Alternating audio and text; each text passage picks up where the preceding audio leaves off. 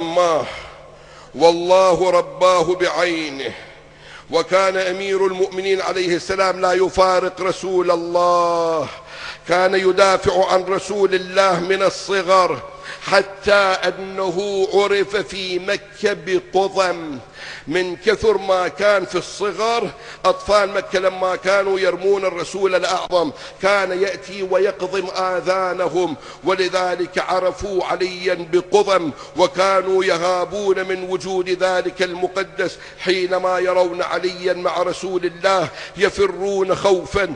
كان يدافع عن رسول الله في كل صغيرة وكبيرة. ويوم أن أراد النبي الأعظم أن يهاجر إلى المدينة المنورة قال لعلي بن أبي طالب: يا علي، أنت تقضي ديني وتنجز عداتي. رسول الله كان مديون لأنه كان يأخذ بعض الأموال برغم أموال خديجة التي دفعها في سبيل الإسلام، كان أيضا مديونا ينفق على الفقراء والمساكين. وكان بعض الناس عندهم مواعيد من رسول الله: تقضي ديني، تنجز عداتي، وتنام في مكاني.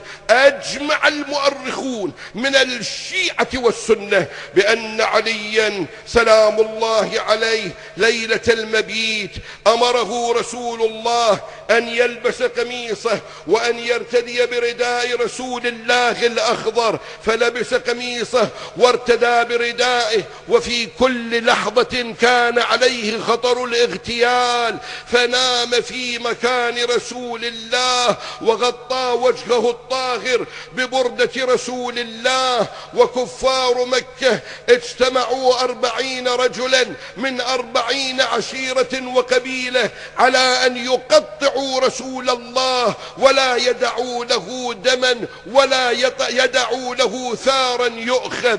ولكن الله أخبر نبيه فقام رسول الله: يا علي، تنام مكاني. يا رسول الله، أو بسلامة من ديني؟ قال: نعم يا علي. قال: يا رسول الله، روحي لك الفداء، نفسي لك الوقاء، اخرج صحيحا سالما وأنا أنام في مكانك. فنام إمامنا وسيدنا علي بن أبي طالب صلوات الله وسلامه عليه في مكان رسول الله وارتدى رداءه. كل ما اجوا ضربوه بالحجارة، قالوا: نصبر لينفلق الفجر، وبعد الفجر نهجم هجمة رجل واحد عليه ونقطعه ونقتله، وقبل القتل نوقظه من النوم لكي يذوق مرارة الموت. فجاءوا واجتمعوا حول أمير المؤمنين يضربوه بالحجارة وقد تأخرت صلاته عن الفجر. أخر صلاته هنا. النوم خير من الصلاة، نعم، لأن هذا النوم يقي نفس رسول الله ويقي الإسلام بهذه النوم. انتظر أمير المؤمنين سلام الله عليه حتى قربت الشمس على الطلوع. أزاحوا الرداء فرأوه علي بن أبي طالب مكان رسول الله. الله سبحانه وتعالى علماء السنة، كبار علماء السنة، منهم الثعلبي في تفسيره يذكر هذه الرواية وغيره. ما عندي مجال الآن ذكر المصادر. أنا أتعجب هذول اللي يقعدون في فضائياتهم فقط يتكلمون. عرعور يحكي علي بالعافية، خوش اسم علي، اشكر اللي خلى اسمه عرعور، خليه يعرعر، يقول لك أنه هاي الأشياء اللي يقولها الفاري. يا عمي، أولا أنا مو مجبور أجيب مصدر من كتابك، أنا أعتمد على كتبي وأتشرف، ولكن حتى ألقمك الحجر أجيب لك مصادر من كتبك. شوف كتبك ماذا تقول حينما ينقل الثعلبي بأن الله أوحى إلى جبرائيل وميكائيل: يا جبرائيل ويا ميكائيل، إني آخيت بينكما، فأيكما يرضى أن يعيش أطول من أخيه؟ كل منهما طلب الحياة الأكثر لنفسه.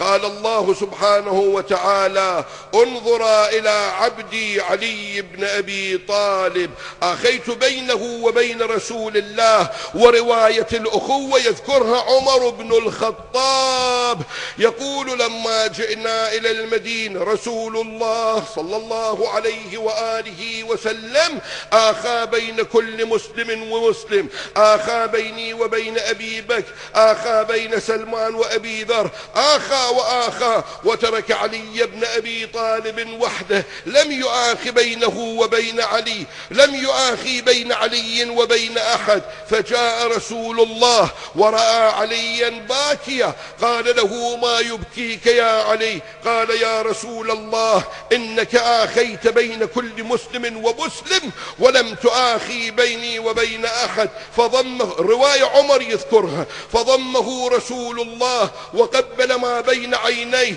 وقال: يا علي، أنت أخي في الدنيا والآخرة، لا يدعيها بعدك إلا كذاب. أنت أخي في الدنيا، أنت أخي في الآخرة. آخى بينه وبين علي. الله قال لجبرائيل وميكائيل: فإني قد آخيت بين محمد وعلي، انظروا إلى عبدي علي كيف يفدي بنفسه من أجل حبيبي محمد. نام في مكانه، اذهبا إلى الأرض واسترا وحافظا على علي. فجاء جبرائيل وجلس عند رأسه، وجاء ميكائيل وجلس عند رجليه، وجبرائيل يخاطب النبي. يا عم عالم سن يذكر الثعلبي، جبرائيل يخاطب عليا يقول: يا علي، بخ لك، فإن الله يباهي بك ملائكته. هذه الأخوة، هذه المروة، حينما عمل هذا العمل الله يمدح عليا في كتابه. شنو قيمة الشعر؟ اسمع القرآن: ومن الناس، آية 207 في سورة النساء. ما يعرف خلي يراجع، أخاف يقول لك وين المصدر. ومن الناس من يشري نفسه ابتغاء مرضات الله.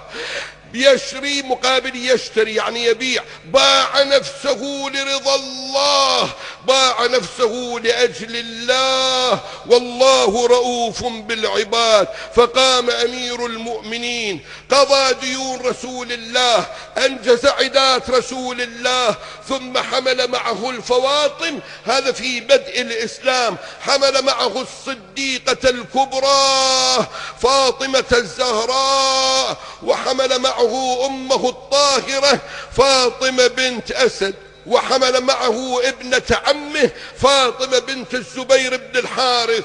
أركبهن على جمال ثلاثة. تقدم إلى المدينة وهو الرجل الوحيد يمشي على رجليه والنساء على الأباعر، حتى وصل إلى منطقة ضجنان. فجاءه وحمل عليه 8 من شياطين قريش، وكان كل منهم يعادل 100 فارس. جاءوا ليقضوا على علي. أمير المؤمنين كان راجلا ليس معه إلا السيف. تقدم إليهم قال لهم: دعونا وإلا لأفرين لحومكم بدمائكم. قال أحدهم: يا علي، إذا كنت صادقا خلص نفسك قبل الكل. فوضع النساء خلفه وتقدم لوحده وحمل السيف ونادى: خلوا سبيل الجاهد المجاهد، آليت لا أعبد غير الواحد. الرجل راكب، علي راجل، تضاربا ضربات، وإذا بعلي ضربه ضربة على أم رأسه قد الخوذة ورأسه وشقه نصفين إلى جهنم وبئس المصير.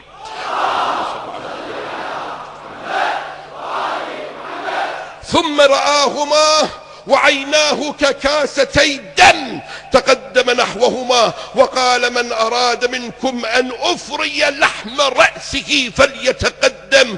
قالوا: لا لا، اعفنا يا ابن أبي طالب، فإن صديقنا هذا كان يعادل 1000 فارس، ففروا ورجعوا خائبين. وأمير المؤمنين عليه السلام تلك الليلة وضع الفواطم في جانب وهو في جانب يعبد الله